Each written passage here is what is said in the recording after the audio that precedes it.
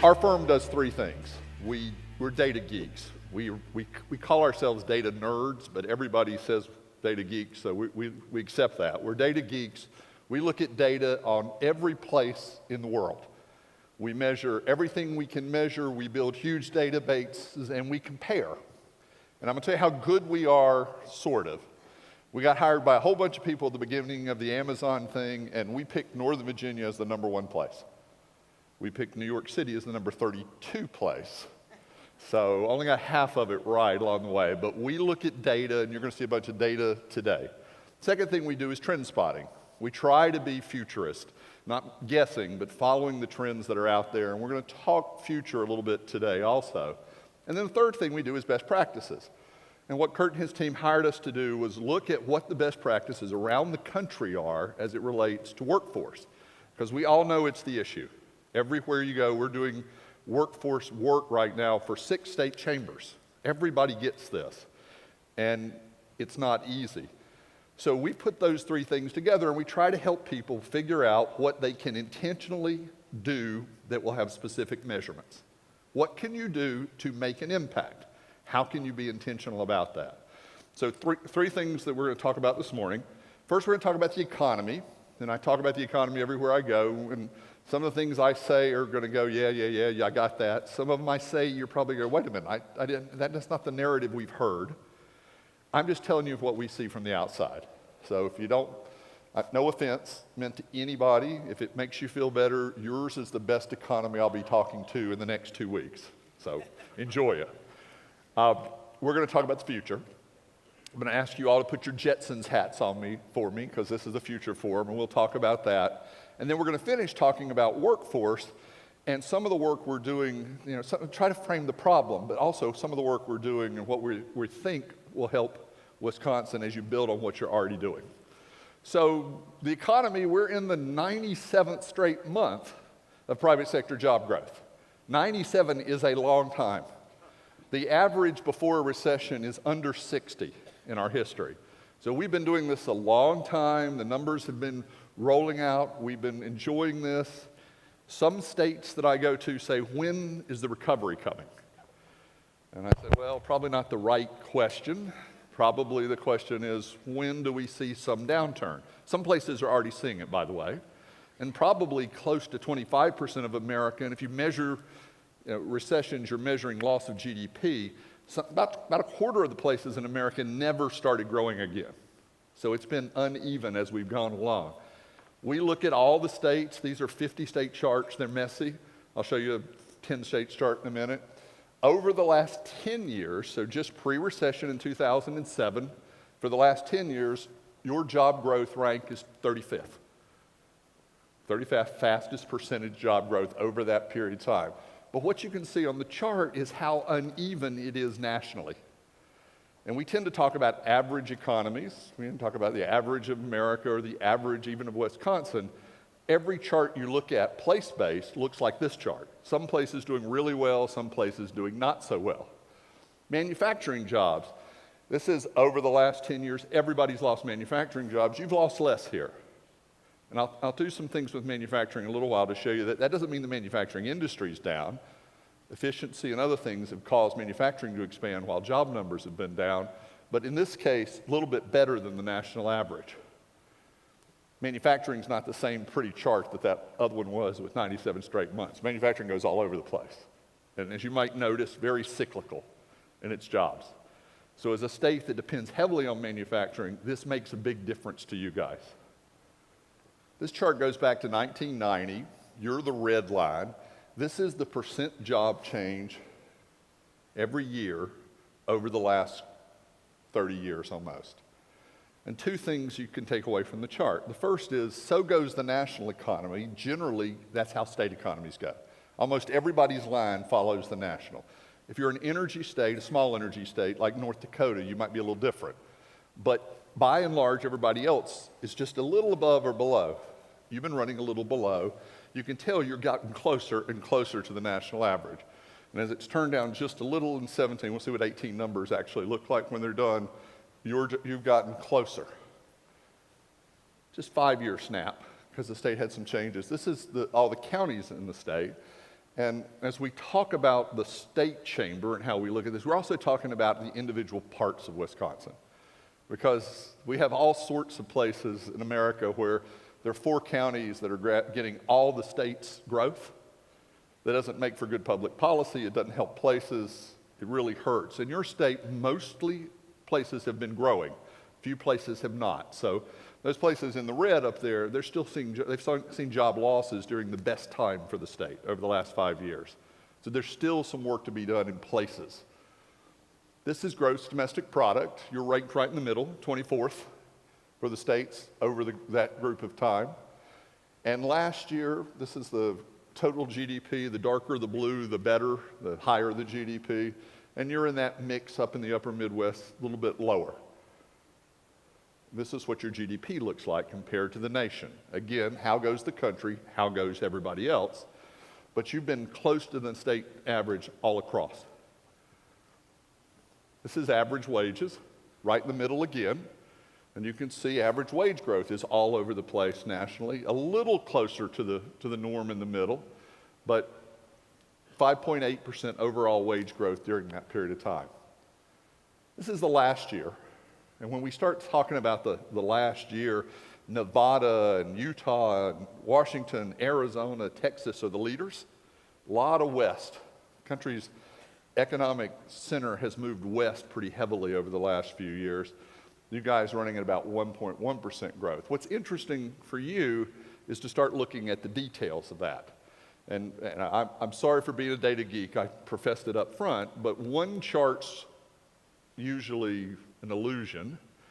10 charts start painting a picture, and 100 charts start painting a pathway to where you're going. So sorry for all the data, but this is what you look like over the last 12 months. Your construction industry's exploded. That's the big, long green bar up there. Almost 8% growth, almost twice the national average. Your manufacturing sector's exploded.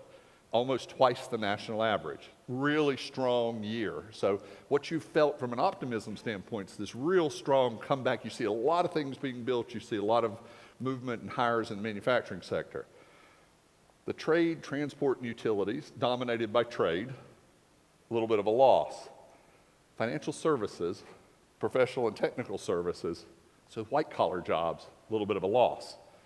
Those jobs tend to center in urban areas, so Milwaukee and Madison have the biggest pieces of that, and this hasn't been a good year for those white-collar jobs. And by the way, nationally, those are growing. So that strong growth nationally isn't reflected here.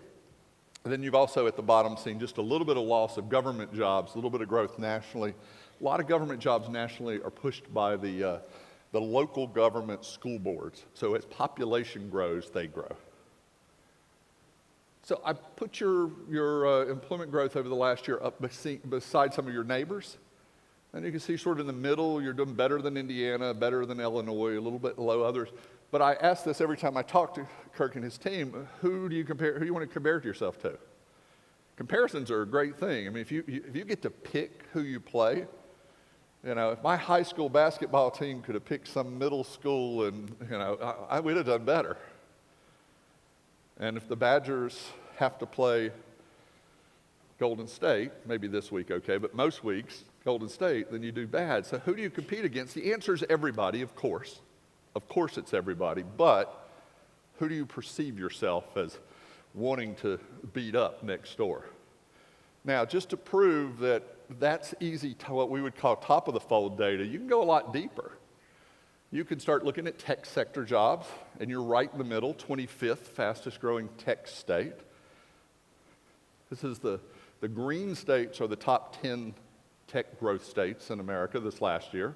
We'll be releasing 2017 new data in the next few weeks for some states that we do work for. You can go way deep. You can figure out, well, what is really growing in Wisconsin? Where's the technology growth happening? What jobs are growing, not growing? And as you can see here, computer system designs and management and scientific consulting is growing, and research. You can also see what's dropping. And if you're Chamber of Commerce and you're trying to figure out what you want to do for the economy, you want to do those deep dives. And you want to measure what your competitiveness is.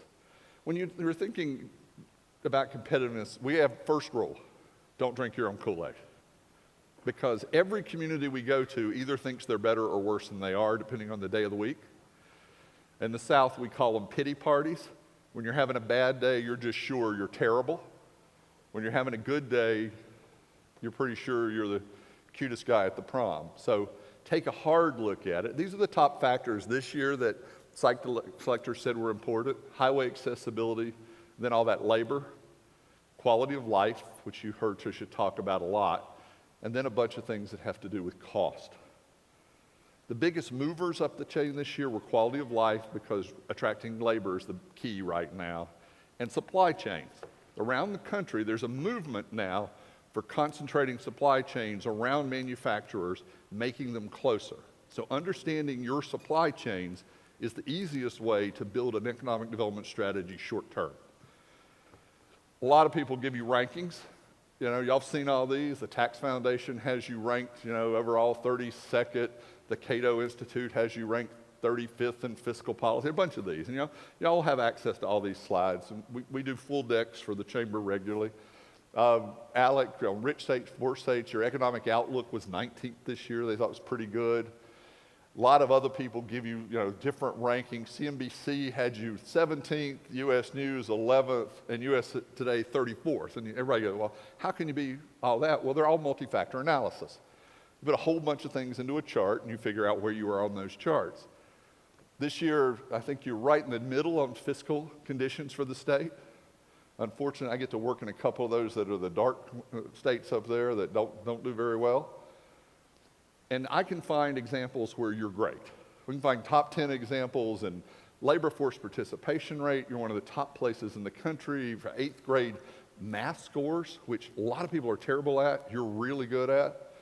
And then bad examples: productivity numbers, growth in young population numbers, utility price for industrial customers numbers. There's just data out there, and it depends on your individual client as to which of those data is going to be the most important.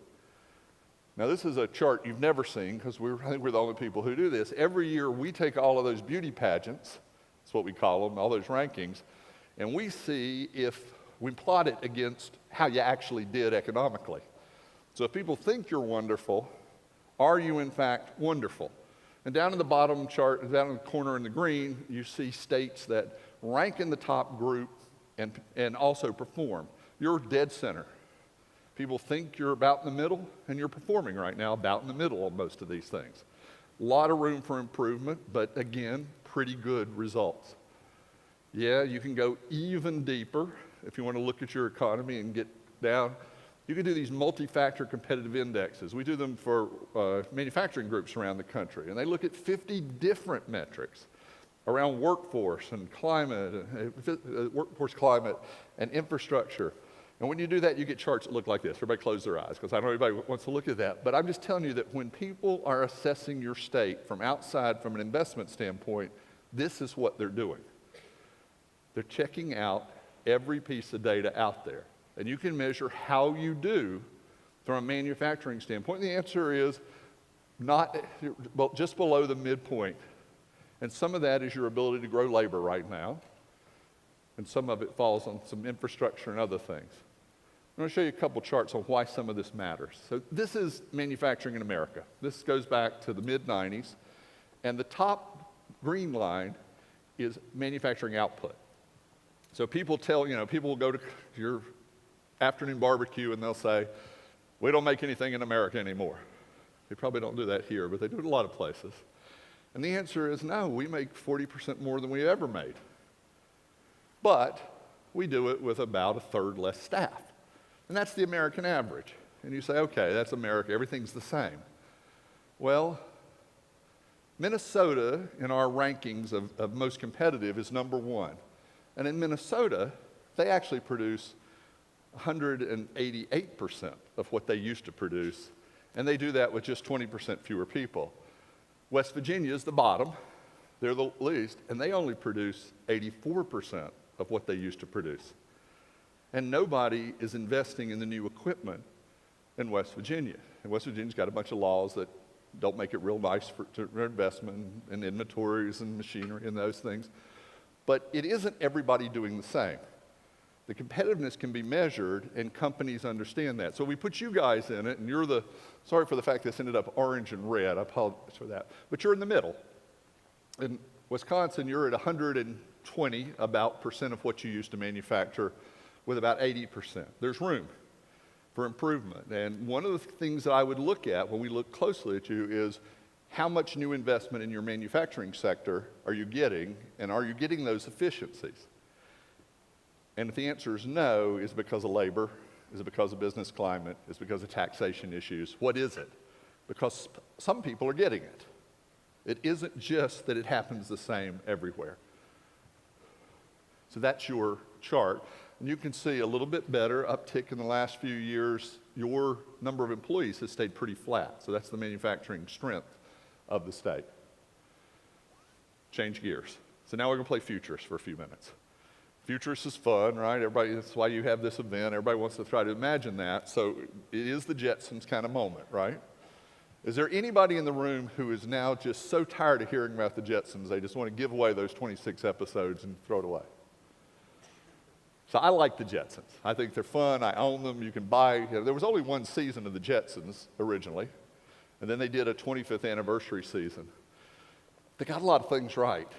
But what you do when you're trying to figure out the future for Wisconsin or anywhere else is you start tracking the trends and trying to anticipate the tangents, the changes. And there are a bunch of trends. I mean, things are changing pretty quickly, and you know this in your individual businesses. There's a great saying that's pretty old, but now getting redone a lot, which is the future's always here, it's just not evenly distributed. And you can go into 3 manufacturing plants in Wisconsin or 3 law offices in Wisconsin, and you can see that there are different places in the future. So some of the trends are just hard trends, and we know they're going to happen. They're long-term. We know urbanization is going to capture more of our GDP and more of our people. It's a 100-year-old trend. It's worldwide. It's everywhere. We know it's happening. We know we're aging. We know there's going to be a whole bunch more of us old people. We know there's more of us. We live longer. We know we're going to be more diverse.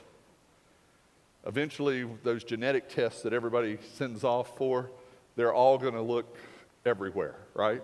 You're not going to have someday in my lifetime, and I hope to live a few more years, census isn't going to have a race car because you're going to know that you're 42 different things, and it's all going to be there. And globalization, as we go up and down with our love-hate relationships with globalization, globalization's been marching on for a very long time. Those are hardwired trends. They're not going away. The urban advantage is real. And a state that is not real urbanized like you has a disadvantage here. If you look, since the recession, big cities are growing much faster than middle-sized cities. And middle-sized cities are growing much faster than smaller cities. And smaller cities are growing faster than micropolitans, and micropolitans are growing faster than rural. And those look like pretty hard trends that we're going to see in the future, and this is nationally. It's hardwired. You know that trend's coming. How do you react to it? Life expectancy in 1970 was 67 for men. It's now 76. People say sometimes, is life as good as it used to be? Well, I don't know, but you get 10 years more of it. That's pretty good. As far as when you reach a certain age in this room, y'all think that's pretty good, right? Some of you, I don't know, but that's pretty good. That's here. I don't think we're going to see, unless there's some catastrophic global disease, that's not changing. The problem you've got here is that if you look at the projections from 2010 to 2040, yeah, that's right, 94% of your net new population growth is people over 65. If I can tell you anything the chart that makes me go, holy cow, today, that's the chart. You've got to backfill some of the younger people. Because people here like it. They're going to stay. They're going to live their lives out. You're going to need medical care. They're going to contribute to society well into their older age. But the projections for the younger is a big issue. And by the way, half of millennials, young people in America, are racial and ethnic minorities. And your profile doesn't capture as many as some other states do. So think about it, 10 years ago, 11 years ago, 2007, all those cell phones that y'all have playing with sometime this morning, there was no smartphone. Just 10 years ago. So you think of future Wisconsin, and I don't know what the right target for future is, but let's just say it's 10 years from now. And you think 10 years ago, there was no Airbnb or Lyft or Uber, and none of that stuff existed. And nothing in your pocket could tell you how to get from here to the airport or flashlight your menu at a nice Italian restaurant. None of that existed. And 10 years now on, it changes our lives. So think forward. You know that the nature of Industry 4.0 and sensors is here. You know that robotics are changing everything, medical, manufacturing. You know that we've now moving into 4D printing with real tissues. You know that synthetics are there. You know that personally, everything, the one down in the corner, the Dubai taxi drone is the one that makes my head sort of spin. But those are all real today. In a few years, all of the people in this room will be using this technology. All of the people in Chicago you want to get to come here will be using this technology. What does that mean? For me, the life changer is the chatbot thing, where I can just walk into my house and I can go, Alexa, turn on the Christmas lights. And they all go, boop. Alexa, play Jazz Christmas. Boop. Alexa, what's on Ted's to-do list? And my wife, I've been on the road for 3 days, and it says, there are 29 things on your to-do list. Would you like me to read them all? And I go, Alexa, are they prioritized? Oh, yes, Ted, they're very prioritized. It's like, okay, it's changed my life. I don't know about y'all. Gig economy, business has shifted. I'm a gig worker. I work for different groups. They call us. But it's changing, and there's 53 million people in the freelance world now. And they do it for all sorts of different things, and as many old people do it as young people, and as many rural people do it as urban people. It's just changed the way we do business. So, when you start thinking about technology and you start thinking about education, this is the fun one, right? Okay, The Simpsons, everybody, okay. Teacher doesn't know what to do, she's got chalk. But I want you to think with me for a minute. Put on your big hats for a second. Now, we did this with a group. What does education look like in 20 years? What does a school look like? So imagine with me for a minute. Just imagine, I'm not predicting this, but so high school's not a local school district thing anymore, it's a national thing. It was business accredited. They quantified the credentials. It's a combination of what today we would think of as homeschooling and collaborative working space with tutors and discussion leaders at that space where kids went when they wanted to. There was world-class subject matter experts. Everybody who is the best trig teacher in the world was teaching trig. The best fourth grade science teacher was teaching fourth grade up on a thing. It was integrated. AI measured everything. Machine learning monitored every student. They measured the mastery. It was all gamified, so you had to remember it. You weren't just memorizing it. Third-party groups did all the extracurricular, all the sports, all the arts, all the entrepreneur, all the everything. And it was self-paced and online and 24/7, 365, and you could graduate whenever you wanted. Why not?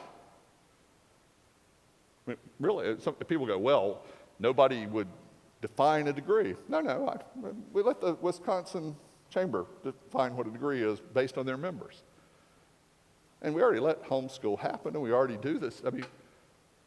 My point is not to sell you this vision, but to point out that there are people out there reimagining education and training every day in a way that isn't incremental change, but is radical transformation. That's the future. Someday, somebody will do this. Someday, I would predict in the next 5 years, you will have a national high school. Think anybody from University of Phoenix or one of the online schools in the room? When that started, people were like, what? Oh, come on. Nobody will do that. Nobody except millions.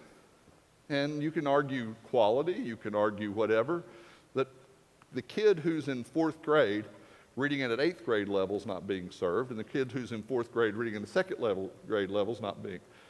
It'll change. So when you think future, when you think workforce future, think differently. The great value of future Wisconsin is where the trends intersect. So where those future things are out there, where quantum computing and machine learning and AI and genomics hit together, that's where the future of industry is. It's not our linear path, it's those changes. And by the way, it's already here. For Christmas this year, you can buy people a thing that fits in their car that reads diagnostics on their engine, so you don't have to take it in. That's for sale. You can have these little, what was just a few years ago, a tag or a chip. You can put them on everything, and your phone can tell you where everything is that you own. You can project your Google Maps up on your screen this year. You can have, for $49, night vision driving goggles. And you can have a toothbrush that tells your wife if you brushed your teeth and for how long this morning. Y'all laugh at me. I mean, think about this.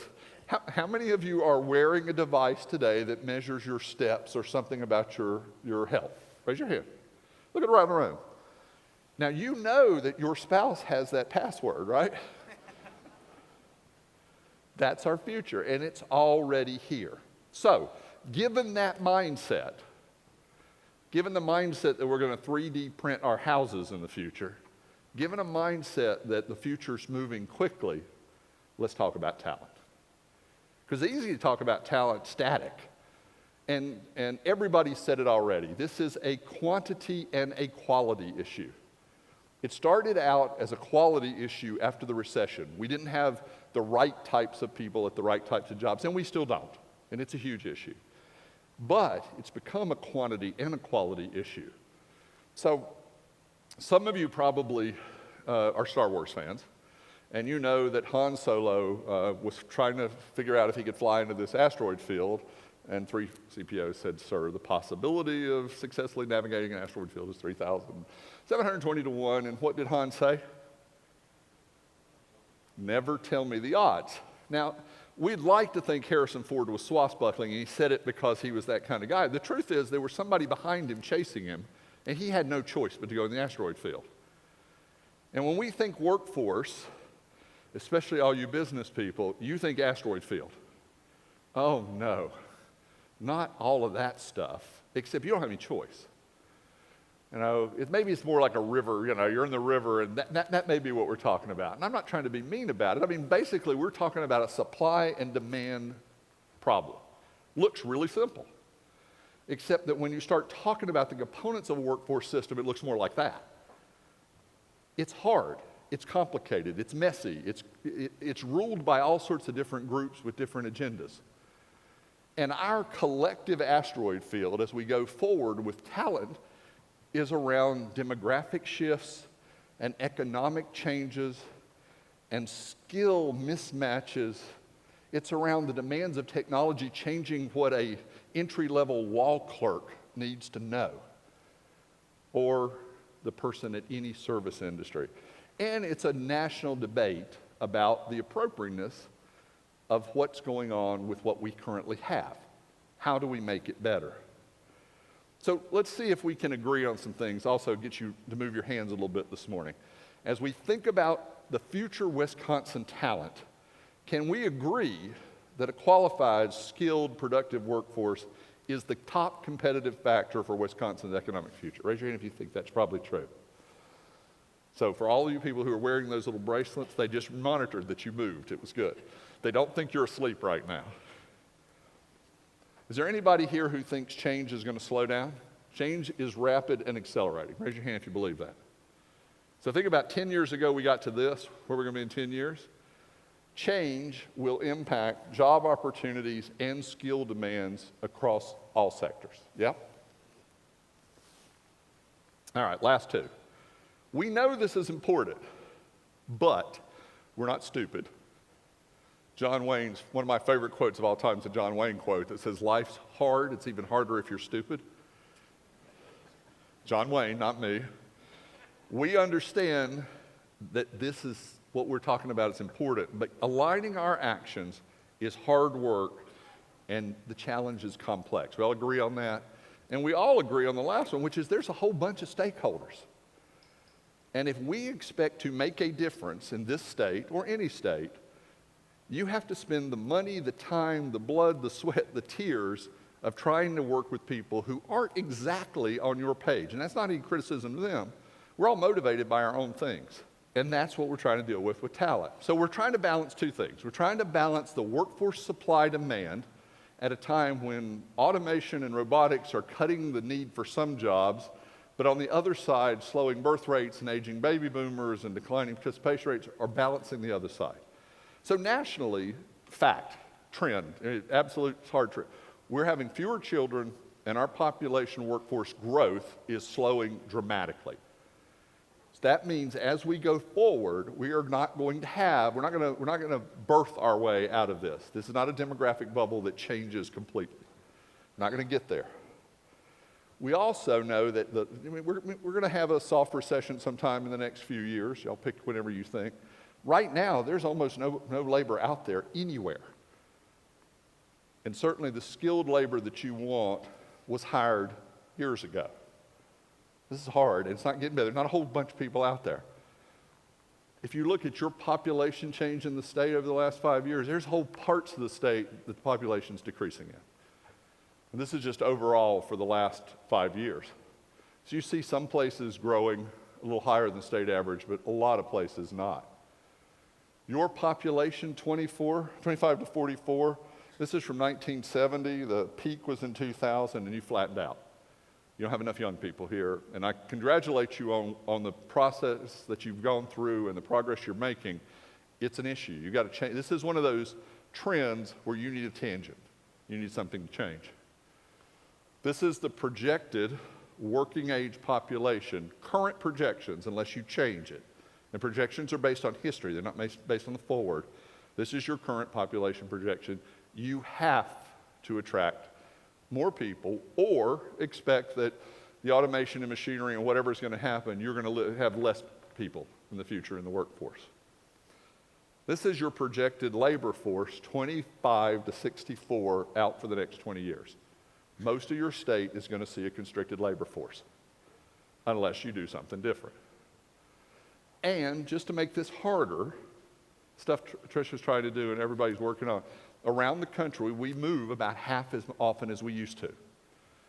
3% of Americans used to change states every year. We're now at 1.5%. And we're there because of two-income families and housing issues and all sorts of stuff. One of the issues that one of my favorite to rail on, we regulate more business, more occupations than we've ever done in the past. We regulate so many occupations that if you live on this state, you can't move to that state because you would have to go back to pick your barber school. My daughter-in-law is an ER nurse. They live near a state line. She can't go to the hospital over the state line because she's not certified in that state. She's an ER nurse. I think it's about the same, right? But she'd have to go through a whole system. Those kind of things have stopped mobility, and it's a real issue. Domestic migration is moving west and southeast. And as you can see up in the Midwest, overall, you're not attracting your share, and that has to change. Then just to geek out, we do these deep dives, as I showed you before. We can do deep dives on talent attraction availability by county in Wisconsin. Some of your counties are doing pretty well at talent attraction, some of them not, but you can dive really deep, and this is some new stuff we're going to have for the chamber to talk about in the first quarter of next year. Good news for you. Your labor force participation rate is one of the best in America. That's wonderful. People work here. Bad news is there's not a whole bunch of people not in the labor force that you can drag into it, right? Double-edged sword. Around the country, the trick in labor force has been older people are actually in the labor force more than they used to be, and younger people in the labor force less than they used to be. Part of that is we send more kids to school, good thing, but part of it is that we don't have a lot of young people working early in their careers, and we need more of them doing that. Second part of this is the balance of the quality of workers. We graduate more people from high school and more people from college in America than any time in our history. And I can't find a state where the business community says that the people are qualified when they graduate to work. Overwhelmingly, when we do state surveys of businesses, they say, and if you're in the education community, I'm sorry for this, but they say over half the businesses report that what they're being taught in school, both college and K-12, doesn't prepare them for work. We can have a long philosophical discussion over a beer on whether or not that's the role of education. Y'all can have that discussion with me, but people don't believe they're prepared. And about, a little less than a third of the jobs need a college degree today in America of any sort. And the rest of the jobs, about 50% of them, need more than high school but less than a degree.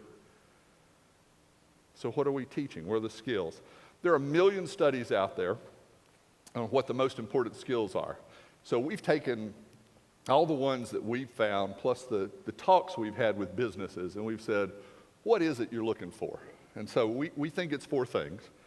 We think every business wants their employees to have personal skills. They want them to be honest, have integrity, be responsible, be self-motivated, be reliable, have a good attitude. We think everybody wants that. We think everybody wants their employees to have people skills. They got to communicate. They got to work in teams. They got to have empathy. They got to be sales motivated. They have to have that emotional intelligence we talked about. Everybody wants their people to be able to work and think at the same time. Problem solving, critical thinking, and especially adaptability, because the job changes. Okay, so I get those 3. Everybody says yes. And then technical skills. Most businesses say, I'll teach them that. But can you do whatever it is that your job is telling you you're supposed to do? Can you lay a brick if you're a bricklayer? Can you take blood if you're a phlebotomist? Whatever it is. And then I have educators ask me, well, which one's the most important? And the answer is they're all important. I'm sorry. As employers, you need people who have personal skills, people skills, thinking skills, and can do the job. It's not one, it's not a choice. It's not, can I teach them critical thinking but not reliability? It just doesn't work that way. And so as long as we don't take this as comprehensive, we're not going to get it out the other end. And man, is there a workforce pipeline that's tough. I mean, you could talk about it starts in prenatal care. And, is it stopping teen pregnancy or neonatal care? Is it parental training? Better daycare? Is it all the academic foundation stuff it's all of this. And so the complexity is that we don't find silver bullets and we don't find silver buckshot. We find what you're already doing here. And again, I'm not telling you that you do a lot of good things because I'm here. You do. You're a national best practice on a bunch of things. You got to do more, but there's a bunch of things there. So when we're going to come back with a report, we're going to show the first results today to Kirk Steering Committee, and we're going to come back with a report that says there's some buckets that you need to focus more on. The first is upskilling existing workers. Remember that if things are going to change really quickly, you've got to have your existing workers, you've got to have funds to upskill your existing workforce, and that upskilling needs to be focused and short-term and industry recognized. The career pathways, there's got to be support services to bridge career pathway stuff, and more focused on career pathways that are in demand. Third bucket is work-based learning. Yes, we love apprenticeships. Everybody loves apprenticeships. You know why? They work. It's not a secret why everybody's moving toward apprenticeships. You want people to have job skills that you can see work and see what they're doing and have learned on the job. You can see what those people personal skills are. So apprenticeships are a big thing. Career awareness everywhere. You've got to have parents, middle school teachers, counselors, everybody know what jobs are coming. So we prepare people for things that are real. And for you've got a high participation rate, but there's some disconnected groups you've got to get back in the labor force. Everything from veterans that you're working on to prison inmate transition to disadvantaged groups. Some of your urban cores have people who aren't working that probably want to work, but they're not ready for it now. How do you fix them as programmatically ready? And then there are some sector strategies that recognize that what's good for Milwaukee and what's good for Northwest Wisconsin might be different. You're already well on the way on attraction strategies, but aligning those messages across the state is going to be important. Maintaining the momentum that you've already created is going to be important. So then the so what question, the final, if you know that your economy has room for improvement, you know that talent's your biggest thing, you know that the world is moving and changing pretty quickly, what do you do about it? So the first thing is you got to get comfortable with data, and I applaud the team here that data's, it's not fun, but everybody's looking at you. So, and understand that data changes. There's a lot of it. The sources are different. Look at lots of different things. But the second thing is something that you're pretty good at already and you need to focus on, which is how do you have collective, look at this crowd. I mean, theoretically for me, y'all could do anything, right? How do you use the collective intelligence of the group and the collaborative leadership of working together to get things done? And this is what America is really trying to figure out. As we argue more, we do things more, I mean, group leadership is not natural. Well, we're sort of cowboys at heart. We don't actually like leadership at all, but the idea that we're all going to lead together just doesn't work in our brains. But it's the most effective model when you have multiple stakeholders. So how do you have all of these players in workforce come together? How do you figure out? And so, self-servingly, there's got to be catalyst. And I think the business community has decided that they're the group that has the most at stake here because your businesses depend on that labor in the future. So how can you be a catalyst to bring people together? Groups work together around very simple things, that they have a goal, a strategic perspective, that they focus on and what the priorities are. If they think forward, if there's an innovation model around it, rather than we need to do it the way we used to or we need to do it differently. How do we work together and manage the conflict that will be there? As soon as we put something specific down, you should do this, there will be conflict. Doesn't mean that, you can't run away from that. How do you manage it? And then the most important thing about group leadership is getting things done. How do you manage information, make decisions without letting the information or the complexity paralyze you? And then how do you measure that progress? Because you won't fund it and you won't stay engaged unless you measure it. So as I'm finishing up here, I'm going to share, I've been doing this 38 years, trying to help groups figure out things. And I've learned a few things that I feel pretty sure are right. The first is that people and organizations collaborate when it's in their interest to do so, period. If you don't understand anybody's interest at the table, you can't get them to work together. They will do what they do. You got to understand that. Where you stand in anything depends on where you sit.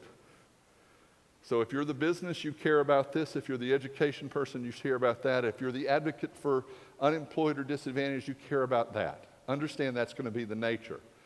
It's easier when things are good. In times of plenty, you can get everybody to collaborate, and it's really hard when the way we say it in my part of the world is, it's easy to divide an apple pie between two people. It's hard to divide it between 12. If you got enough of it, and we won't have enough labor, we may not have enough resources. If the crisis gets high enough, more than complacency, then you do things. Right now, things are pretty good. It's easy to get complacent. Look forward a little and see where the crisis ends. People collaborate when there's a chance of success. You cannot set unattainable goals. People walk away. Set goals that you can get to. People collaborate when they have something specific to do. It's not a collaboration unless you make people actually perform. They work better if there's measurable goals. And finally, they take time. And I know that's the hardest thing for anybody in the room. We just want to fix something. So measure things short-term and long-term. Measure directions. But you've got to have those kind of foundational things. And by the way, no collaboration works unless there's a backbone group or organization that pulls it together. And congratulations, Kurt, on being that. So we've been told that we should fear the future because of, Skynet and the Terminator and all of that stuff. I have actually a more optimistic view. Just as a data geek, some people sometimes say, "Oh, Ted, how do you get up in the morning if all that data looks like that?" The answer is mostly it looks good. Mostly I'm optimistic. The good news for you is I'm really optimistic about Wisconsin. We like to pick places to work where we think there's a real chance of success. You're already a best practice for a lot of other states on big pieces of this. How do you double down on it and move forward? The other good news is I'm pretty sure that cat videos are going to be here forever. I don't know what the internet's going to look like. One of our predictions is China will have its own one within the next 5 years, but no matter who's doing what, there'll always be cat videos. And there'll always be more work to do as it comes to the workforce issue. I've been really happy to work with the team here because they want to do more, and they want to do more now. And that's always fun. It is not going to be an even economic recovery around the country. The downturn that is inevitable, whatever it is, will happen, and it'll hurt places worse than others. And the upturn is inevitable. There are not trends that don't change. I told you some of them are baked in, but if you look at population growth around the country, there are places that grew fast and quit growing. There are places that are growing fast now that didn't used to. There are training systems that used to not be good that got better. You have a huge amount of opportunity, and if the evidence of how many people come out to future Wisconsin events is any indication, you've got a bright future in front of you. I'm happy to be part of it. Thank you.